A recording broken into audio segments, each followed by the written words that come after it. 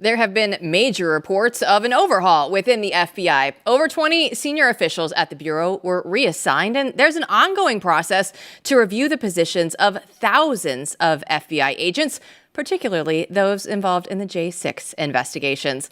Kash Patel isn't even the FBI director yet. So here to break this all down for us is Steve Friend. He's an FBI whistleblower and host of the American Radicals podcast. So Steve, thanks for joining us. It looks to me like, is the FBI right now already being reformed before Kash Patel is even confirmed? It certainly appears that way. I mean, this was sort of a project that went on Thursday and Friday was when the Order 66 went out from the acting deputy attorney general while Kash Patel was in the middle of his confirmation hearing in front of the Senate Judiciary Committee. And that's when the order went out to remove some of these high-ranking individuals. And thing to remember also, the FBI had been promoting people in the very lead up to Donald Trump's inauguration. So a lot of these people don't even have their stripes sewn to their sleeves yet, a lot of Velcro there. So they were sort of planting the ground for a lot of insurrectionists, if you will, within the FBI, anticipating Kash Patel's directorship. And the acting deputy AG got on it, removed those people, and that carried forward even into Friday when they went after the individuals who were really zeroing in on the classified documents case at Mar-a-Lago, and the January 6th case is up for review, and even the Crossfire Hurricane case. See, let's talk about that, because I mean, I want to hear what it was like for you. It must have been incredible. But Thursday and Friday were some of the best days of the winning in my mind, watching this unfold throughout the country. What do you know about this 12-question survey that they gave out in regards to January 6th and these other incidents? I mean, were they just looking for everyone involved and they're going to analyze it? Have they already fired people, or what's going on there? Some people associated with January 6th have been removed, but really this pertains to the nature of my whistleblower disclosure. I wish that they had actually come to me, and I probably could have gotten them so they weren't taken by surprise. It seems to me that the Trump DOJ did not know the size and scope of the January 6th investigations from within the FBI.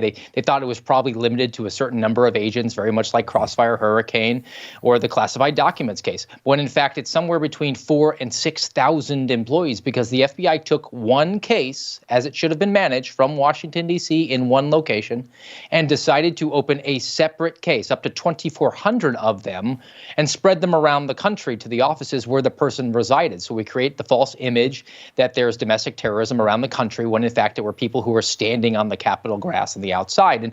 And now they're going to have to vet through all of it and see just how much people were involved. Were they just covering a lead to do an interview, or were they closing down an anonymous tip, or were they actually involved in the persecution that went on over the last 4 years? And those are the people who are going to have to held accountable. And it's not going to be people who just followed orders. Is not going to be the acceptable excuse at this point. Nuremberg did not work out well 80 years ago, and it shouldn't this time. Well, it is exciting to see changes already, even without Kash Patel, but he was in front of the Senate for his confirmation hearing. So what were your main takeaways when you saw him up there last week? I was very confident in Kash's ability to come forward. I mean, he's a prior litigator, so he's used to that pugilistic give and take that he was going to anticipate getting from the Democrats there. But he put out a very strong message. The fact that he set up pillars for and promised to be transparent, the one thing that we have not seen from the prior director and then actually his predecessor, we refrain of can't comment on an ongoing investigation, or I'm sorry, sir, we can't give you sources and methods. Kash Patel said, no, we're done with that. We're going to answer these questions, which I think that should be bipartisan support for. He also promised to get back to the mission being to protect the American people against fraud and force, and to focus in on process. The process is the victory for law enforcement. You gather the facts and present them. And if those facts support a conviction, that's because of the facts. If they don't, that's because those are the facts. It doesn't matter about the outcome. They should be celebrating the process, due process. And the FBI, unfortunately, in the last several years has gotten away from that. They're interested in the outcome. They want to make sure that they can get their scalps on the wall, particularly if you happen to hold certain ideologies, which are small government, because the FBI came to the conclusion that you are an enemy of its bureaucracy if you oppose its growth. It's attaining more power, more capabilities, more resources, more personnel. So the FBI just rewrote what it meant to be a domestic terrorist. And it said, if you oppose big government, then you need to be in our crosshairs. Only a few months ago, it would have seemed insane to say this or to bet this way. But it looks like Kash Patel has a great shot of getting this position and becoming he's going to be in charge of the FBI. I mean, this is going to happen.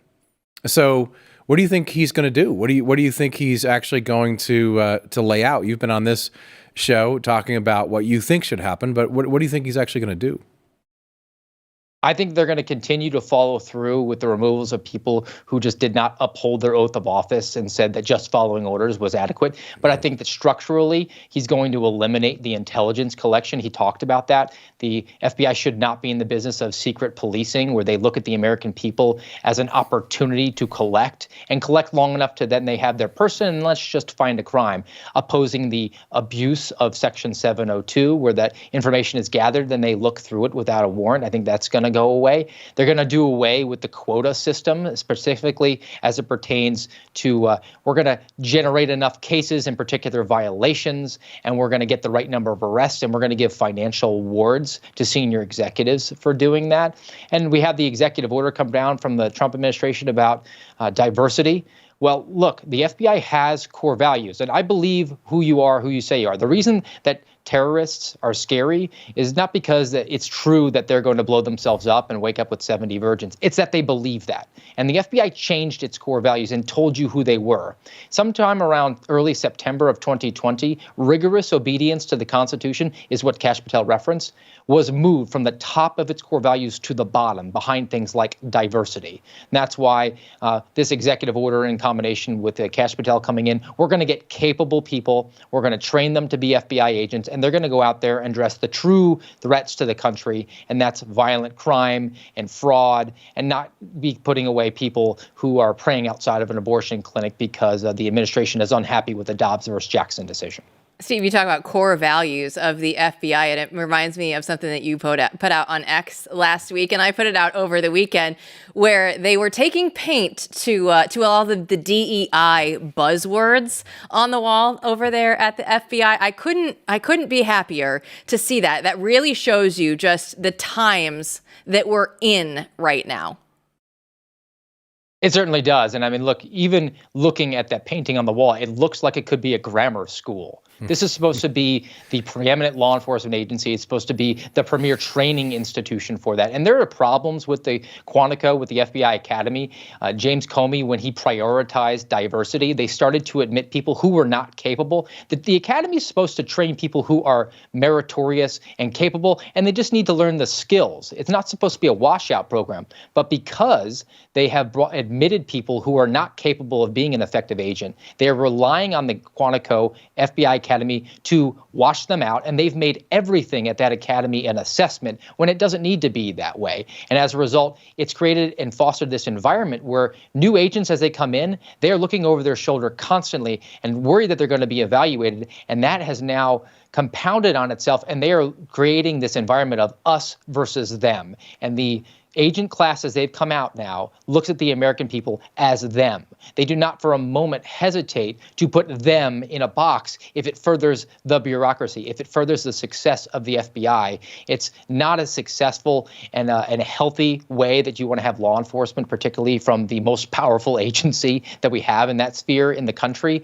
So hopefully painting over that, we're going to completely paradigm shift the way that we're training new people and get back to getting them up to speed on what it takes to be an effective FBI agent, but also knowing that our vetting as we've brought them in along the way, which can take 2, 3, or in my case, 4 years, is effective enough at getting the best possible people in a position to do the job. All right, so DEI buzzwords gone. Jeffrey Epstein, though, buzzword that still sticks around. People are still very curious. And Senator Marsha Blackburn asked Kash Patel about the Epstein files. Here's what he had to say.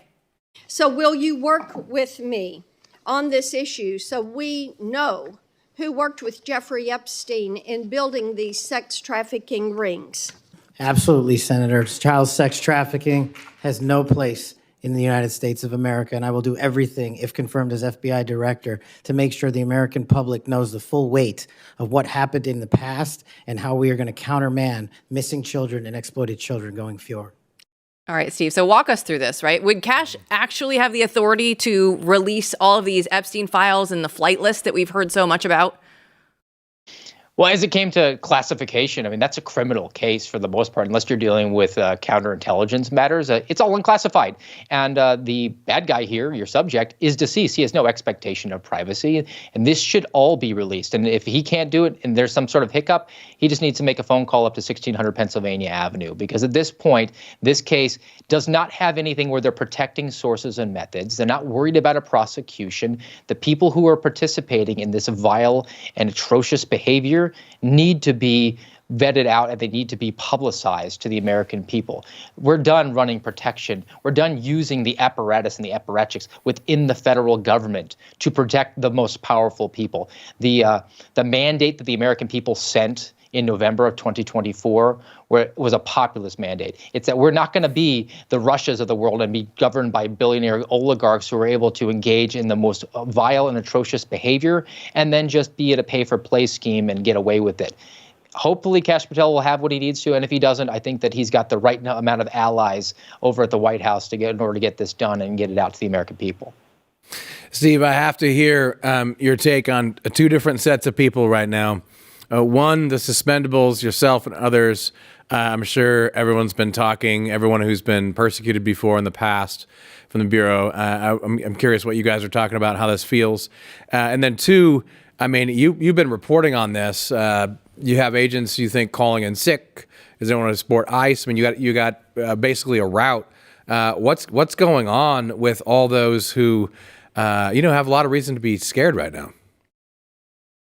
Well, the conversations I'm having with the suspendables, the whistleblowers, and some of them are not as public as others, is that courage is contagious. We have had just an enormous amount of people from the inside wanting to be moles, and maybe they're sunshine patriots. But look, I'll take you. I'll take you if you're a bandwagon fan here, because we are in a twice-in-a-lifetime opportunity. I say twice because it was a once-in-a-lifetime opportunity about 29 months ago when I was escorted out, unpaid, indefinitely suspended forever. And too many people punked out. They did not come to back any of us up. There was just a small cohort, and that's why they're my best of friends now. But now that we have Kash Patel, now that we have a mandate, now that we have a paradigm shift, it's a second crack at it. And hopefully these people are going to continue to expose it and join the team here that's pushing the FBI to be an objective force for good again, which is a relief. Now, as it pertains to the ICE issues, this is true. I've heard it from multiple offices across the country that there is tremendous amount of pushback. Even within office gossip, there's people that are sitting there saying anyone who engages in this sort of behavior to assist ICE is a Nazi. Meanwhile, they're asking for volunteers. It's like the vaccine mandate all over again. Anyone who steps forward is going to be identified as conservative, and they're going to be fearful that they're going to face some sort of retaliation. And you even have executive managers who are insisting that they're not going to send their people for a couple of reasons. One being that they're fearful that they could get hurt because apparently they're not getting the adequate amount of training. There's too much cosplay going on within the FBI, and they don't do real police work. And the other is that there's a political ramifications. There's so many people who are in positions of high authority in the FBI now, running field offices, who are communist leftists and do not want to help and do not believe that a directive that is lawful, constitutional, ethical, and moral from the President of the United States is something that they want to go off with. Here's the reality. They are now exposing themselves. The mask is gone. They're self-identifying themselves, and they're going to be removed. And we have a proof of concept, and that was last Thursday and last Friday. Steve Friend, great stuff as always. Thanks for coming on the show once again. You got it. Matthew, it's great to hear all of the updates. There are so many good ones in there, but it's like 2 steps forward, 1 step back. But help is on the way. Yeah, I mean, there's no way around this being anything but incredibly good news. I mean, that little action step, that little test strategy on Thursday, Friday. I mean, I was up late watching Maddow just giggling. You know, I had the best time. They were freaking out. I mean, because this is real. This is what you actually need to do to go in and identify the people who did wrong and shouldn't be there. And this is the only way to fly. And we're, as you pointed out in the beginning, we're doing this before Kash Patel even sets foot in the building. We're ahead of schedule for once in my life on the right. It's amazing. It just reminds me of, Kash Patel's not even the FBI director and we're already reforming it. And you're blackpilling right now? Yes. There are so many wins. Many such cases. Still out there to be had.